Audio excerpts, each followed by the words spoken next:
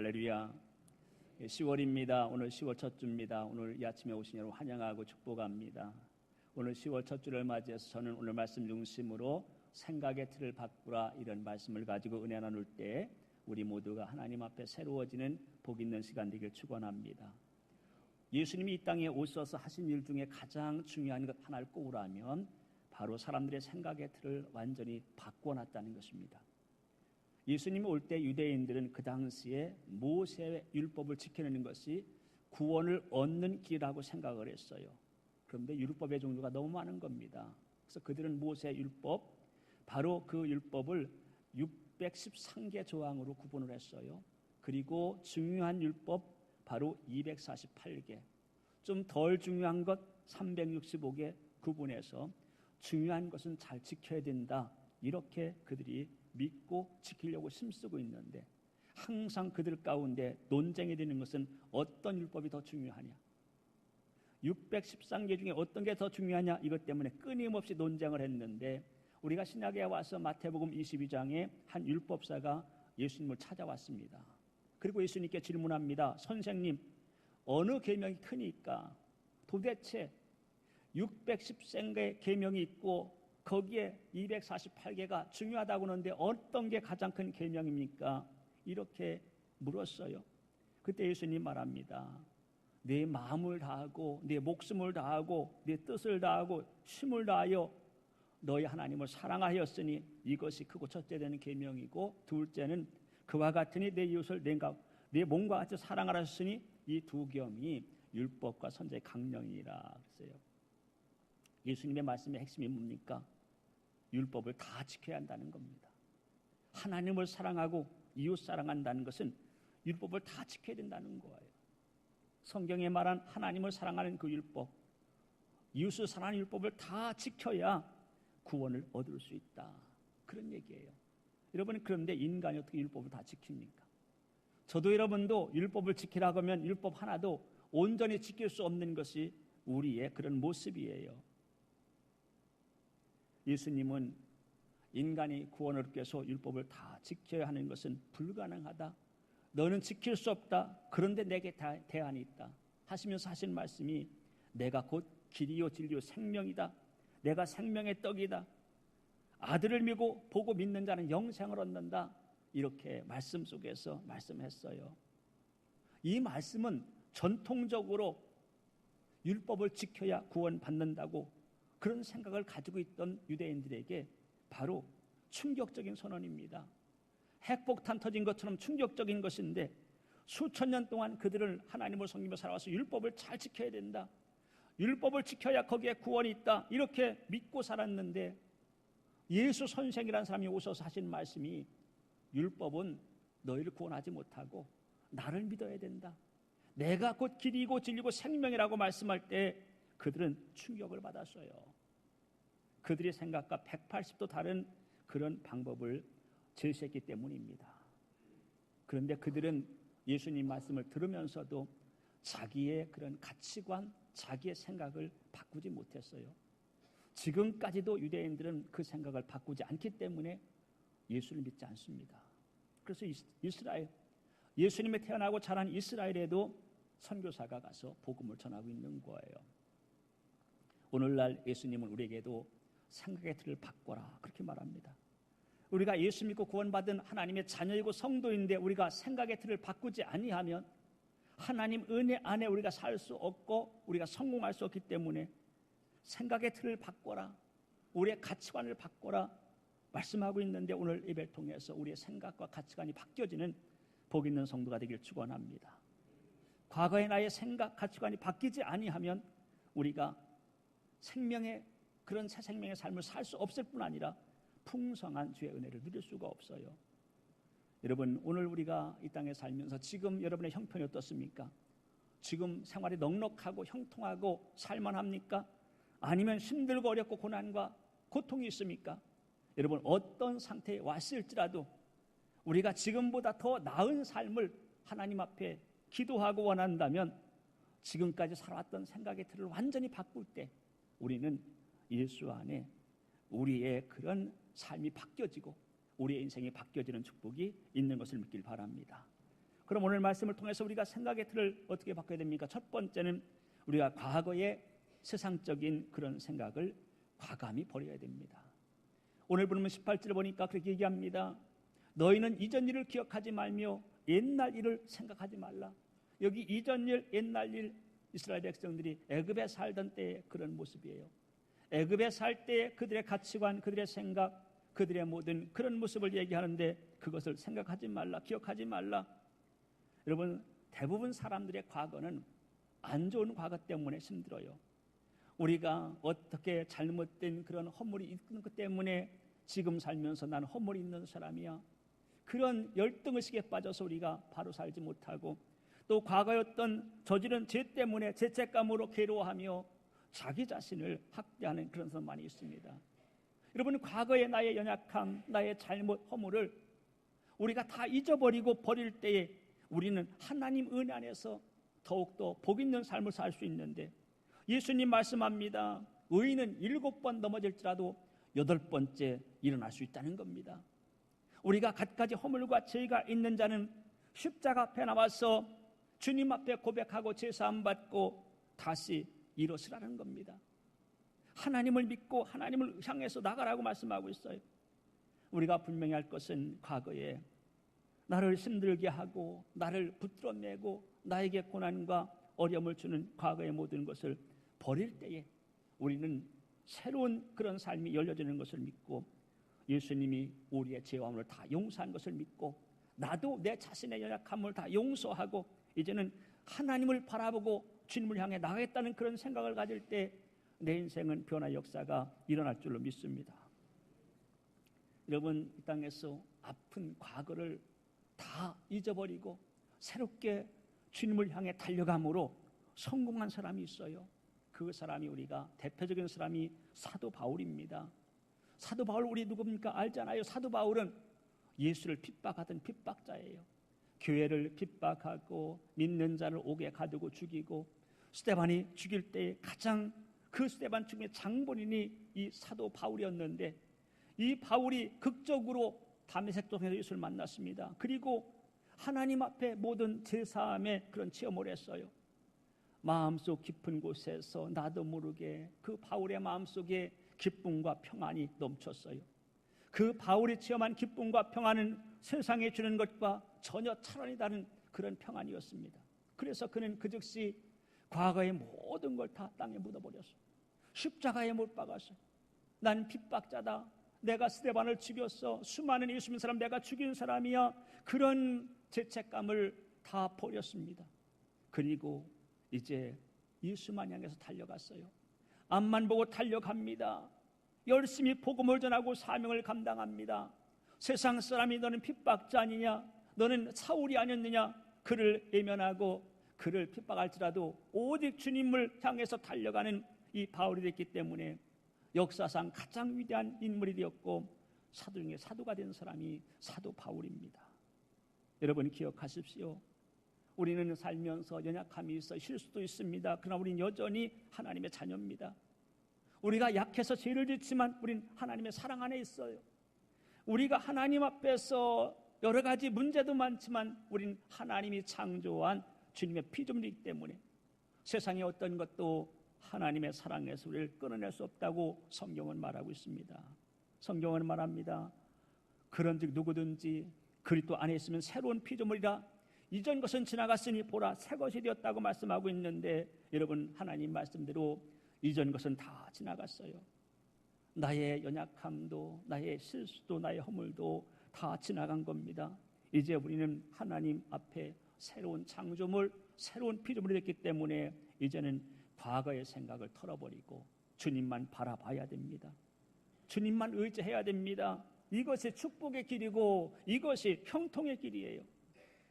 여러분, 요나서에 보면 요나라는 사람이 나오는데, 이 요나가 하나님의 부르심을 거절하고 도망을 갑니다.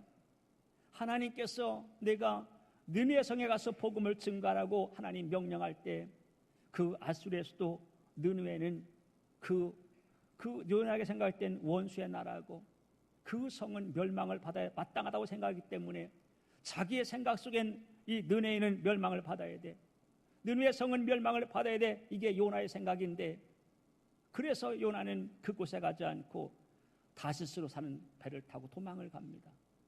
도망가는 그 길에 하나님께서 풍랑으로 그 길을 막으시고 요나를 바다에 던지겠는데 그 요나를 바다에서 큰 물고기가 삼켜버립니다.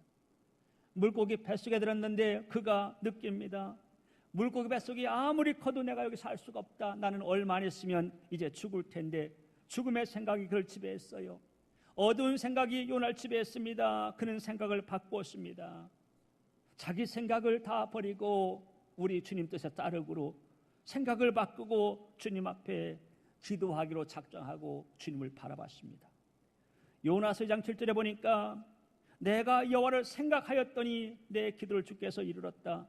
주님이 나를 건져내셨다 그랬어요. 기도가 뭡니까? 주님을 생각하는 게 기도예요. 내가 세상에 살면서 오직 내 생각대로 살던 사람이 이제 주님을 생각하고 주님의 뜻이 어디일까? 주님을 바라보는 것이 바로 기도고, 주님을 바라볼 때 생각이 바뀝니다. 주님을 바라볼 때 내 운명이 달라지는 거예요. 여러분, 오늘 말씀을 통해서 여러분의 생각을 다 버리십시오. 과거에 많이 있던 내 생각을 버리시고 주님을 바라보십시오. 주님 앞에 기도하십시오. 이것이 바로 생각이 들을 바꾸는 겁니다. 우리 자신의 쓰라린 과거, 얼룩진 그런 모습도 다 버리십시오. 우리 하나님이 다 버리셨습니다. 우리 하나님께서 나의 죄를 다 용서하셨습니다. 이제 과거를 들출 일이 없어요.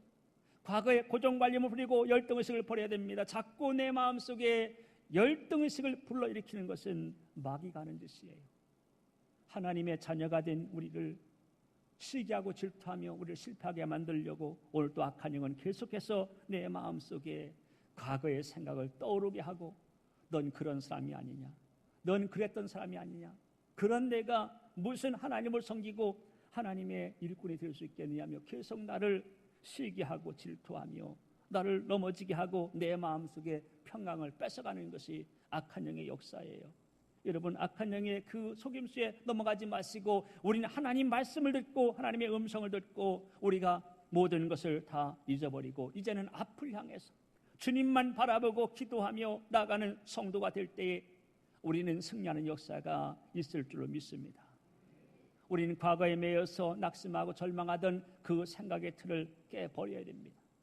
이제는 그것을 다 버리고 주님, 이전 일 옛날 일 다 버리라고 했는데 생각하지 말고 이제는 주님만 바라보고 주님 앞에 기도하며 하나님 내게 주신 은혜 가운데 내가 열매 맺어 승리하기를 원합니다. 간구하며 나갈 때 우리 하나님은 나를 축복하셔서 내 인생에 풍성한 하나님의 은혜의 열매를 주실 줄로 믿습니다. 우리 모두가 과거에 매였던 나의 생각을 다 잊어버리고 앞을 향해 주님을 바라보고 기도하며 나가는 성도가 되길 축원합니다. 두 번째는 하나님께 예배하는 것이 축복의 지름길인 것을 생각해야 합니다. 여러분, 세상의 모든 사람은 복받길 원합니다. 하나님은 인간을 창조하시고 창세기 2장에 복을 주셨어요. 아담과 하와를 창조하 가장 먼저 하신 일이 그들에게 복을 주셨는데, 그렇기 때문에 인간의 마음속엔 본능적으로 복을 추구합니다. 믿는 사람, 믿지 않는 사람 다 복을 추구해요. 인간은 복받게 태어난 사람이라고 할 수도 있어요. 그렇기 때문에 세상 사람도 복을 추구합니다. 오늘 우리도 복을 받길 원합니다. 왜 이렇게 복에 목말라 있습니까? 행복하게 살고 싶어서. 우리 이 땅에서 행복하게 사는 것이 모든 사람의 본능이에요. 우리가 복을 받아 잘 먹고 잘 입고 하고 싶은 일 하며 좋은 집에서 편안히 살고 싶은 것이 모든 사람의 그런 욕망입니다. 세상 사람도 그걸 바라보고 열심히 삽니다. 예수 믿는 우리도 그런 축복을 바라보고 열심히 살며 주님 앞에 상급을 바라보고 사는 거예요. 여러분, 행복한 삶을 살기 위해서 모든 사람이 나름대로 최선을 다합니다. 학생들도 행복한 미래를 바라보고 열심히 공부를 합니다. 직장인들 행복한 미래를 바라보고 열심히 직장 생활하고 사업가 사업대로 열심히 사업을 합니다. 정치인들, 세상에 어떤 사람이든지 다 자기의 주어진 일을 길을 쓰며 노력하고 있어요. 어떻게 하면 복을 받을까? 그래서 어떤 때는 잠도 줄이고, 어떤 때는 휴가도 안 가고, 어떤 때는 휴일도 안 쉬고 열심히 사는 것이 바로 세상 모든 사람의 삶의 모습이에요. 왜 그렇습니까? 축복받으려고. 여러분, 그럼 우리가 알 것이 있어요. 축복의 비결은 있습니까? 성경은 말합니다. 하나님을 경외하고 예배하는 것이 축복의 비결이라고 말합니다. 이 하나님을 경외하라, 이 경외하라는 단어는 하나님께만 쓰는 단어지만 인간 관계 속에 말하면 하나님을 존경하고 예배하라는 겁니다. 하나님을 경외하고 하나님을 존경하고 예배하는 곳에 바로 축복이 있다는 거예요. 여러분, 하나님 앞에 예배하는 예배자가 실패하는 경우는 없습니다. 아브라함은 어딜 가나 예배를 했어요. 아브라함의 아들 이삭도 어디 가나 예배했습니다. 그 손자 야곱도 사기꾼이라는 별명을 가졌지만 그가 삶 속에 하나님을 예배하는 것에 최우선을 두었어요. 요셉도 하나님을 예배하는 자요, 다니엘도 하나님을 예배하는 자였습니다. 그들은 다 하나님을 예배하는 것을 인생의 최우선으로 생각하고 그렇게 살았는데 하나님께서 그들 인생을 찬란한 별이 되게 했습니다. 아브라함을 하나님 축복했습니다. 아브라함은 믿음의 조상이 됐습니다. 이삭을 축복했습니다. 이삭은 당대의 가장 거부가 됐어요. 야곱을 축복했더니 야곱은 이스라엘이라는 최고의 명예가 주어졌고, 요셉과 다니엘은 이방인의 포로로 잡혀가고 노예로 끌려갔지만 그곳에서 총리가 되는 최고의 명예와 막강한 권력을 하나님이 주셨습니다. 여러분, 세상 기준으로 볼 때 하나님을 경외하고 예배하는 것하고 돈 벌고 명예 얻고 성공하는 거 무슨 관계가 있을까, 그렇게 생각합니다. 여러분, 결론적으로 보면 밀접한 관계가 있습니다. 여러분, 이것이 영적인 비밀이고 영적인 법칙이에요. 그렇기 때문에 하나님 은혜 안에서 영적인 눈을 뜬 자만이 깨달을 수 있고, 그렇기 때문에 눈을 뜬 자들이 생각을 바꾸어서 하나님 영광에 사는 겁니다. 여러분, 엉뚱한 말 같고 안 될 일 같지만 하나님은 전능하시고 하나님은 복의 근원이시기 때문에 하나님 방법대로 우리를 축복해 주시는 거예요. 여러분, 생각을 바꾸어서 내가 성공하려면 내가 예배자가 되어야 된다, 하나님을 경외하며 예배하는 성도가 된다, 그런 생각으로 바꾸시기 바랍니다. 하나님 예배를 소홀히 해도 괜찮아, 내가 예배 생활 안 하고 열심히 살면 내 기술을 발휘하고 내 능력을 발휘하면 난 성공할 수 있어, 그런 생각에서 우리가 하나님을 예배하면 성공해, 그런 생각으로 바꿔줘야 된다는 것입니다. 여러분, 인생에서 성공의 첫째 비결이 뭐라고 생각합니까? 돈입니까? 학벌입니까? 능력입니까? 백입니까? 뭐 학연, 지연 이런 얘기를 하는데 그런 관계입니까? 여러분, 그것도 중요합니다. 그러나 속지 마십시오. 그런 것은 하나의 신구리에 불과합니다. 물거품에 불과해요. 이 땅에서 그런 것으로 성공했다 할지라도 우리가 죽으면 끝이고 가져갈 수 없고 다 남의 것이 되는 겁니다. 진정한 성공의 비결은 이 땅에서 잘 되고 주님 앞에 설 때 상급받는 것인데, 그 비결은 하나님을 경외하고 예배하는 것을, 그곳에 있는 것을 믿길 바랍니다. 여러분, 예배를 소홀히 하지 마십시오. 예배를 가장 내 인생에 소중히 여기고 내 인생의 최우선을 예배해 둘 때 하나님께서 그런 성도에게 은혜와 하나님의 축복을 더하여 주시는 것을 믿길 바랍니다. 하나님이 우리를 창조한 목적이 뭡니까? 우리에게 예배를 받고 창조하셨어요. 오늘 본문 21절에 이 백성은 내가 나를 위해 지었나니 나를 찬송하게 하려 함이라 그랬어요. 이 백성, 이스라엘 백성인데 이 백성은 내가 하나님입니다. 하나님이 하나님을 창조하셨는데 하나님을 찬송하게, 이 찬송은 뭡니까? 예배입니다.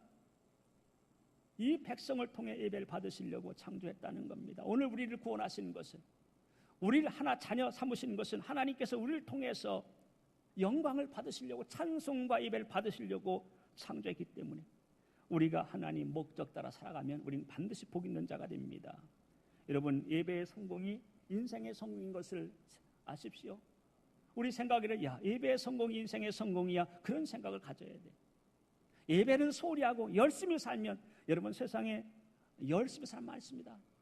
열심히 살지만 안 됩니다. 열심히 살아도 안 되는 사람 많이 있어요. 여러분, 하나님이 하시면 됩니다. 우린 예배로 하나님을 기쁘시게 하면 하나님이 내 인생을 축복해 주십니다. 여러분, 어떤 일 있어도 주일 예배를 잘 드리시기 바랍니다. 이 예배를 소중히 여기시기 바랍니다. 주일을 소중히 여겨야 돼요. 주의 날입니다. 내가 일주일 살면서 가장 소중한 날이 주일날. 주일날 중에서 가장 소중한 것이 예배 시간. 우리가 그 생각으로 바뀌어져야 우리가 하나님의 은혜를 받을 수 있어요. 어떤 사람은 얘기합니다. 주일날 교회에서 예배 잘 드리라고 얘기하면 꼭 교회에 와서만 예배 드려야 됩니까? 내가 가정에서도 기도하고 찬양하고 예배할 수 있고, 요즘은 가정마다 인터넷도 있고 TV도 있는데 가정마다 TV를 통해서 주일배를 드릴 수 있고 인터넷 예배를 드릴 수 있는데 왜 꼭 교회에 와서 예배 드려야 됩니까? 물론 틀린 말 아닙니다. 그러나 그런 사람들은 영적으로 무지한 사람이에요. 여러분, 우리는 반드시 하나님 앞에 나와서 예배할 때 하나님이 기뻐하시고 그 예배를 흠양하시고 그곳에 응답이 있는 것을 믿길 바랍니다. 어느 가정에 우상 숭배하는 가정에 제사를 드립니다. 오늘 제삿날에 온 가족이 다 모여야 됩니다. 그런데 아무도 안 옵니다. 그 집에 사는 가족만 제사장처럼 전화합니다. 왜 안 오냐? 오늘 제삿날인데 그렇게 얘기합니다. 오늘 제삿날 우리 가정에서 난 제사하고 있어요. 둘째, 우리 가정에서 합니다. 다 각자 가정에서 제사한다는 겁니다. 그게 제사가 되겠습니까? 우상 숭배는 조상에게 제사하는데 그 제사를 조상이 기뻐하겠습니까? 우린 한 곳에 모여야 돼. 하나님께서는 왜 예배당을 지었습니까? 왜 하나님 예배 처소를 만들어 주셨습니까? 그곳에 성도가 모여서 함께 마음을 같이 하고 뜻을 다하고 힘을 다하고 정성을 모두 하나님 앞에 거룩한 산제사를 드리라고 하나님이 예배 처소를 허락하신 거예요. 그렇기 때문에 우리가 예배당에 나와서 예배할 때, 주일을 지킬 때 하나님 기뻐하시고 그것이 바로 내 인생의 축복의 비결이 되는 것을 믿길 바랍니다. 구약시대에도 많은 백성들이 제사를 했어요. 대제사장과 제사장과 왕과 온 백성이 함께 나와 하나님 앞에 제사를 드렸습니다. 여러분, 무엇보다도 오늘 우리가 신앙생활을 하며 예배의 승리가 내 인생의 승리고 예배의 성공이 인생의 성공인 것을 그런 생각으로 바꿔주고 예배를 드릴 때 우리가 정성을 다하는 성도가 되길 바랍니다. 무엇보다도 온 교회가 함께하는 이 공예배, 주일 예배, 또한 수요 예배, 또 금요일에 새벽 기도에 이런 공예배에 성공해야 됩니다. 여러분, 예배가 하나님의 축복의 문을 여는 열쇠예요. 예배가 하나님의 은혜를 받는 방편이고 또한 축복의 문을 여는 신비한 열쇠가 바로 예배인 것을 아시고 예배를 해야 성공한다는 그런 생각으로 바뀌어지는 여러분의 생각과 가치관이 되길 축원합니다. 여러분, 솔로몬 왕을 보십시오. 솔로몬이 왕이 됐습니다. 여러분, 왕이 얼마나 바쁘겠어요? 요즘 우리가 대통령을 보면 얼마나 바쁩니까? 외국에 가고 얼마나 바빠요. 행사가 많고 일처리가 많고 정신없이 이 정사를 돌보는 이 솔로몬이 왕이 됐는데 눈코 뜰 새 없이 바쁜 가운데도 솔로몬은 꼭 하나님 전에 나가서 1000번제를 드렸습니다. 1000번제는 1000번 제사를 드리는 것인데, 예배를 드리는 것인데 우리 예배보다도 더 힘듭니다. 왜? 제물을 준비해야 되고 제물을 손질해야 되고 얼마나 힘들겠어요. 1000번 3년입니다. 꼬박 하루 쉬지 않고 3년 동안 꼬박꼬박 하나님 앞에 제사를 드렸는데 하나님이 솔로몬의 1000번제를 받으면서 하나님이 감동을 받았어요. 내가 왕이고 그렇게 바쁘고 분주하고 정신없이 바쁜 가운데도 나를 경외하고 나에게 와 예배하는구나.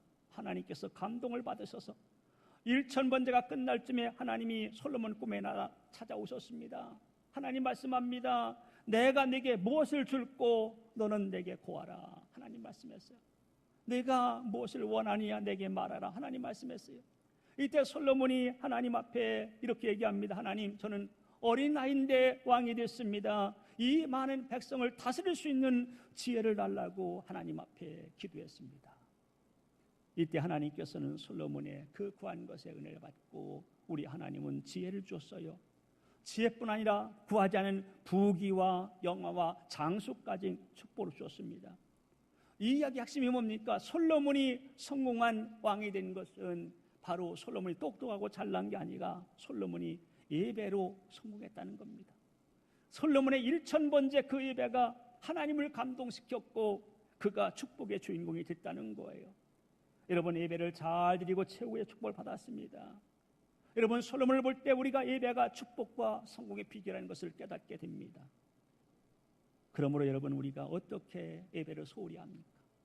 예배가 내 인생의 성공이고 예배가 내 인생의 축복인데 우리가 어떻게 예배를 소홀히 하겠어요?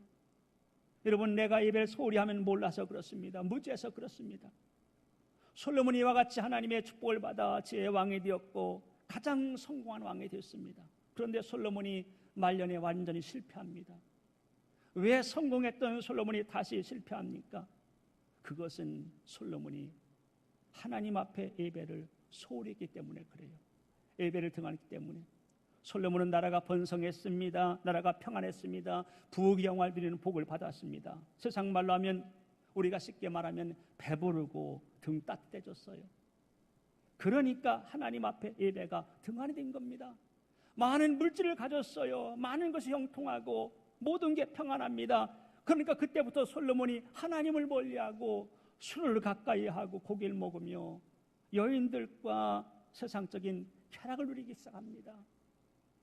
솔로몬 성전에 온갖 여인들 1000명의 궁녀를 두고 그들과 쾌락을 즐기며 그 궁녀들이 가지고 온 이방신들을 섬기기 시작합니다.